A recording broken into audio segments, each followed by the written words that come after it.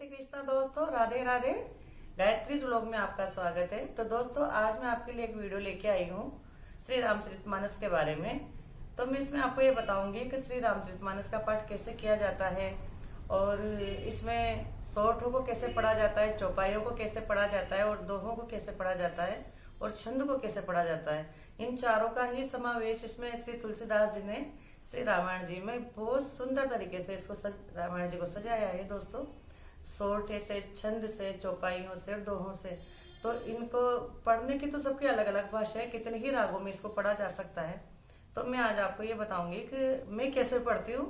सब बहुत अलग अलग तरह से पढ़ते हैं इसको, लेकिन मैं जैसे पढ़ती हूँ दोस्तों, तो मैं चाहती हूँ कि मैं आपके साथ शेयर करूँ और आप भी अपने घर में रामचरितमानस होगी जरूर, तो आप 5 दोहे ही रोज पढ़े भले, लेकिन जरूर पढ़े।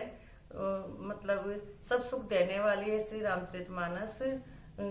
मतलब इसमें श्री राम जी का पूरा चरित्र वर्णन किया है श्री तुलसीदास जी ने बहुत सुंदर तरीके से, और ये सब पे कृपा करने वाला ग्रंथ है, तो इसे जरूर पढ़े दोस्तों। तो मैं आपको आज बताती हूँ कि चौपाइयाँ कैसे पढ़ी जाती है। तो आप देखना कि मैं चौपाई कैसे पढ़ती हूँ। तो दोस्तों, ये है तुलसीदास जी कृत श्री रामचरितमानस। इस तरह की आती है और श्री गीता प्रेस गोरखपुर से ही आप कोई भी धार्मिक ग्रंथ खरीदें तो वहीं से खरीदें। इसमें जो भी होती है वो सही बातें भी होती है और शुद्ध भी लिखी हुई होती है। तो गीता प्रेस गोरखपुर की ही आप खरीदें।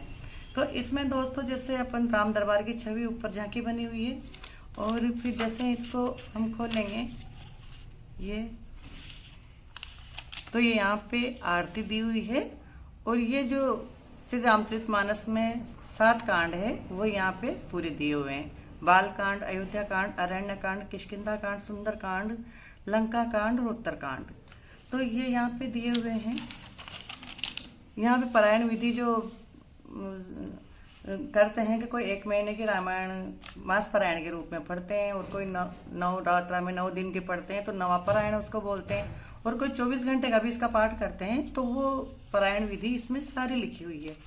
तो रोजाना तो हमें इसको पढ़ने की जरूरत होती नहीं, ये तो हम शुरू में ही पढ़ते हैं, और विधि विधान से सारा काम होता है, तब इसको हम पूरे पढ़ते हैं। और पर जैसे हम रोज 5 दोहे रोज पढ़ते हैं ना, तो उसके बारे में मैं आपको ये बताऊंगी कि चौपाइयाँ वगैरह कैसे पढ़ते हैं। तो ये सारा ध्यान लिखा हुआ है। सबसे पहले ध्यान करते हैं वगैरह सब इसमें लिखी हुई है। और ये जो लिखा हुआ है नवा पारायण के बारे में, इसमें पहला विश्राम कहाँ पे है, दूसरा कहाँ पे है, तीसरा, चौथा, 5वां, 6ठा, 7वां, 8वां, 9वां, 9 दिन में ये पूरी रामायण हम पाठ कर लेते हैं इसका। तो एक तो होती है 9 दिन की जो नवरात्राओं में पढ़ी जाती है, तो हम 9 दिन में इसको पूरा कर लेते हैं। फिर एक होती है मास पारायण के रूप में, तो इसमें होती है दोस्तों 30 दिन तक का ये इसमें दिया गया है कि पहला विश्राम कहाँ पे है, दूसरा, तीसरा, चौथा, ऐसे करके ये 28, 29, 30 पूरे 30 दिन में ये पूरी मास पारायण का हम पाठ कर सकते हैं। वैसे मैंने पूरी मास पारायण की रामायण पूरी 1 महीने की पढ़ रखी है, और अब मैं रोज 5 दोहे रोज पढ़ती हूँ। तो मैं आपको बताऊंगी कि मैं कैसे पढ़ती हूँ। और इसमें दोस्तों श्री तुलसीदास जी ने श्री रामचला का प्रश्नावली भी दी हुई है दोस्तों। ये भी बहुत मतलब हम ध्यान लगा के, मन लगा के हमारे प्रश्नों का उत्तर हम पूछ सकते हैं श्री राम जी का ध्यान करके।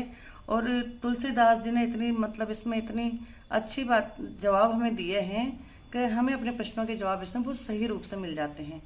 तो ये रामचला का है दोस्तों। इस जगह पे दोस्तों गोस्वामी तुलसीदास जी महाराज की झांकी दी हुई है ये यहाँ पे।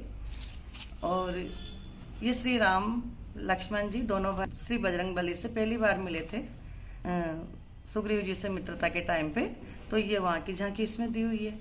और यहाँ पे श्री राम जी के चरण चिन्ह हैं दोस्तों, इनको प्रणाम करना चाहिए। प्रणाम करके हमें अपने पाठ को शुरू करना चाहिए। जैसे श्री जानकी जी के चरण कमल हैं, और फिर यहाँ पे पूरे राम दरबार की झांकी है, तो इनको प्रणाम करके हमें अब आगे का पाठ करना चाहिए।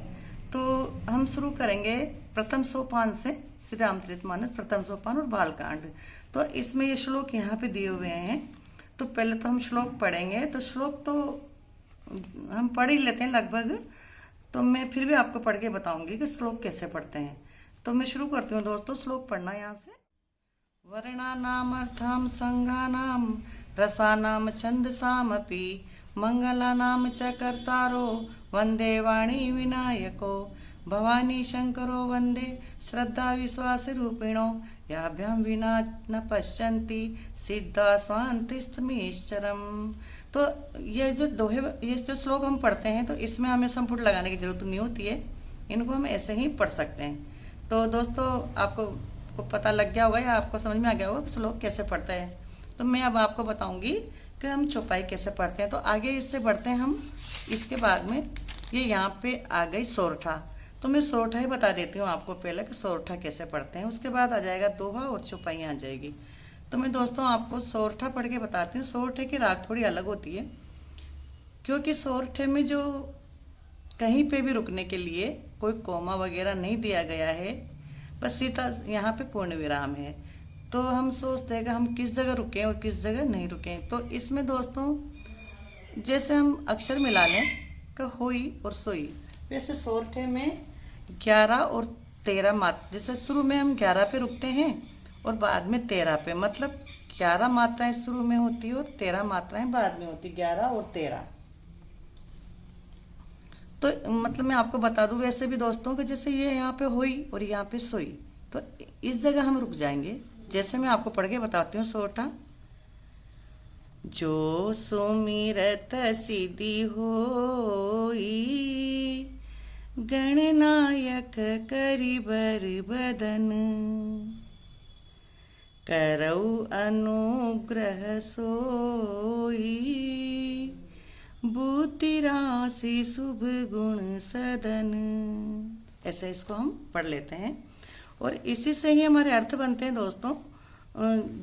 अगर हम यहाँ पे गन पे रुक जाएंगे और फिर इसको बाद में पढ़ लेंगे तो ये सोरठा नहीं सही से नहीं बन पाएगा और इसके अर्थ भी नहीं बनेंगे। जैसे मैं आपको बताऊं कि मैं आगे पढ़ती हूँ।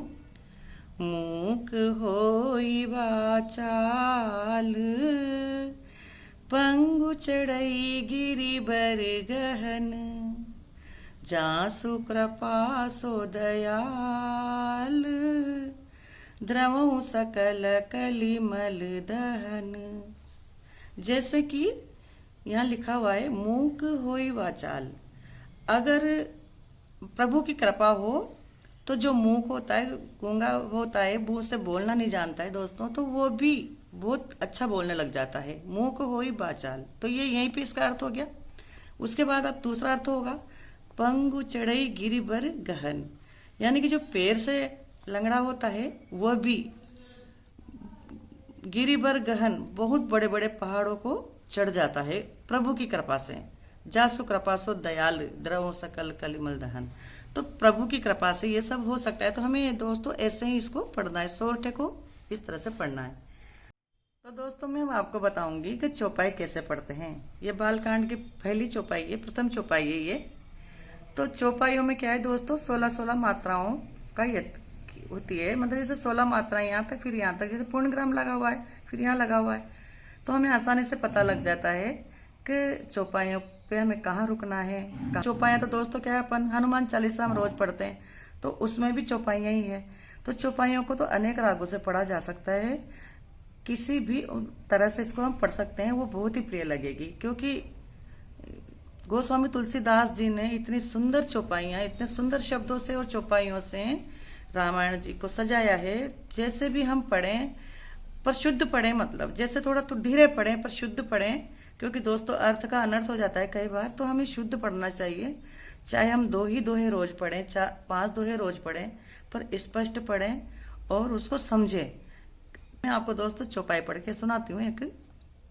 बंधु गुरु पद पदम परागा सुरुचि सुभाष सरस अनुरागा अमीय मुरी मैं चूरन चारु समन सकल भवरुज परिवारु सुकृति शंभु तन विमल विभूति मंजुल मंगल मोद प्रसूति जन मन मंजु मुकुर मल हरनी किए तिलक गुण गण बस करनी। तो जैसे यहाँ रुक जाती हैं, जैसे मैं पढ़ लूँ श्री गुरुपद नख मनि मन ज्योति, तो यहाँ रुक जाएंगे।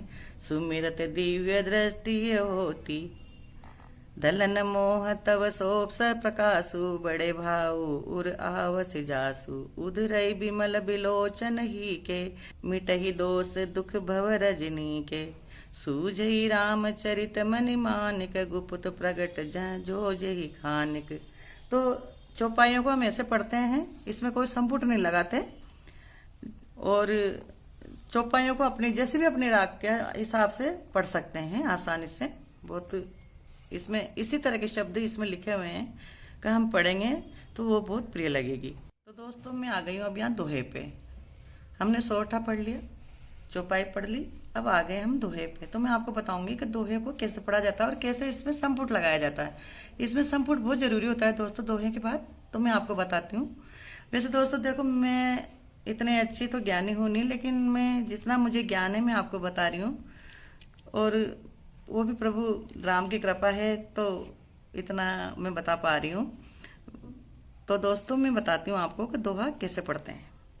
जता सुअंजन अंजित रग, साधक सिद्ध सुजान, कौतुक देखत सैल बन, भूतल भूरि निधान, सियावरि रामचंद्र शंकर हरिओम, जय जय सिया राम जय जय हनुमान, संकट मोचन कृपा निधान, दीन दयाल बिरुद संबारी, हरहु नाथ मम संकट भारी। तो ऐसे हमें यहाँ पे रुक के और संपुट लगाना है। तो संपुट बहुत तरह के होते हैं दोस्तों, जय जय सिया राम जय जय हनुमान, संकट मोचन कृपा निधान, ऐसे तो वो संपुट लगा देते हैं। तो मैं आपको एक दोहा और पढ़ के सुनाती हूँ। सुनि समुझई जन मुदित मन, मज्जयति अनुराग, लहई चारि फल अछत, तनु साधु समाज प्रयाग, सियावर रामचंद्र शंकर हरिओम, जय जय सिया राम जय जय हनुमान, संकट मोचन कृपा निधान। तो दोस्तों दोहे को इस तरह से पढ़ते हैं, और दोहों को और तरह से पढ़ते हैं। जैसे हनुमान चालीसा में शुरू में दोहा आ जाता है, जैसे हनुमान चालीसा में शुरू में दोहा आ जाता है, श्री गुरु चरण सरोज रज, निज मन मुकर सुधार, बरनव रघुवर विमल जसु, जो दायक फल चार, बुद्धिहीन तनु जान के, सुमिरो पवन कुमार, बल बुद्धि विद्या देव मोई, हरहु कलेश विकार, सियावर रामचंद्र शंकर हरिओम, जय जय सिया राम जय जय हनुमान। और लास्ट में भी जैसे हम पूरी हनुमान चालीसा पढ़ लेते हैं, उसके बाद में भी है, वो भी दोहा ही है, बीच में चौपाइयाँ आ गई शुरू में और बाद में इसमें दोहा दिया गया। तो वो है, पवन तनय संकट हरण, मंगल मूर्ति रूप, राम लखन सीता सहित, हृदय बसय सुरभूप, सियावर रामचंद्र शंकर हरिओम, जय जय सिया राम जय जय हनुमान। तो ऐसे दोहों के बाद हम संपुट लगा सकते हैं। तो दोस्तों आपको पता लग गया होगा कि दोहों के बाद संपुट कैसे लगाया जाता है, दोहे कैसे पढ़े जाते हैं। अब तो दोस्तों मैं बताती हूँ आपको कि छंद कैसे पढ़ता है, क्योंकि इसमें भी कहीं पे भी कॉमा दिया हुआ नहीं है। ये देखो, कहीं पे भी इसमें अपन को पता नहीं चल पाएगा कि हमें कहाँ रुकना है कहाँ नहीं रुकना। तो इसको भी पढ़ने का एक ऐसा है कि जैसे हम थोड़ा बीच में रुकते हैं, फिर थोड़ा आगे बढ़ते हैं, फिर रुकते हैं, ऐसे थोड़ा इसको छंद को इस अलग तरीके से पढ़ा जाता है। मैं आपको बताऊंगी कि दोस्तों कैसे पढ़ते हैं, ठीक है। चली ल्याई सीत ही सखी, सादर सजी सुमंगल भामिनी, नव सप्त साजे सुंदरी, सब मत कुंजर गामिनी, कल गान सुनि मुनि ध्यान त्यागई, काम को किल लाजही, मंजिर नुपुर कलित कंकन, ताल गति बरबाजही। मतलब ऐसे इसको पढ़ते हैं। तो दोस्तों ये वाला छंद भी मैं आपको गा के बताती हूँ। दो दो शब्दों पे ये जुड़ जाता है और बहुत सुंदर लगता है। देखो मैं आपको बता देती हूँ। लागे पखारन पाय पंकज, प्रेम तन पुलकावली, नभ नगर गान निशान, जय धुनि उमगी जनु चहु दिस चली, जे पद सरोज मनोज अरि उर सरस देव बिराजही, जे सकृत सुमिरत बिमलता मन, सकल कलिमल भाजही। तो ऐसे हम छंदों को पढ़ते हैं। तो दोस्तों मैंने आपको बताया कि छंद कैसे पढ़ते हैं। तो और रामायण में छंद, सोरठा और दोहे चौपाइयाँ ही है सारी। तो इनको हम ऐसे पढ़ें और फिर पढ़ने के बाद में इसको बड़े प्रेम से हम वापस से ऐसे रख के और हाथ जोड़ लें। और दोस्तों, जैसे हम रामायण जी को रखते हैं तो इसको हमेशा लाल वस्त्र में ऐसे इसको बड़े अच्छे से आदर के साथ इसको मंदिर के अंदर रखना चाहिए और रोज इसकी पूजा करनी चाहिए। तो मैं ऐसे इसको रख देती हूँ इस लाल वस्त्र में ऐसे। तो इसको हम ऐसे रख देंगे। और दोस्तों, जैसे हम जब भी हम रामायण का पाठ करते हैं तो भगवान वहीं होते हैं। वैसे हम आह्वान जब करते हैं, जब हम कहीं पे जहाँ मंदिर नहीं हो, मंदिर से हम कहीं और जगह पे कर रहे हैं तो हम भगवान का आह्वान करते हैं। तो उसके लिए हम आसन लगा देते हैं और आसन पे उनको, और जैसे कि ये रहेल होती है दोस्तों, इसको रहेल कहते हैं, इस पे भी हम पढ़ के रामायण को ऐसा इसको रख के और इस पे ऐसे रामायण जी पढ़ी जा सकती है ना। तो दोस्तों, मैंने आज आपको बता दिया कि रामायण जी को कैसे पढ़ना चाहिए। तो दोस्तों, मैंने अभी आपको वीडियो के माध्यम से पूरी आपको बताया कि रामायण जी में चौपाइयाँ कैसे पढ़ी जाती है, दोहे कैसे पढ़े जाते हैं, छंद कैसे पढ़ते हैं और सोरठा कैसे पढ़ते हैं। तो मुझे ऐसा लगता है कि आपको अच्छी लगी होगी वीडियो आपको अच्छी लगती है दोस्तों तो मेरी वीडियो को लाइक करना और चैनल को सब्सक्राइब करना। तो दोस्तों, मिलते हैं आगे की वीडियो में। जय श्री कृष्णा, राधे राधे।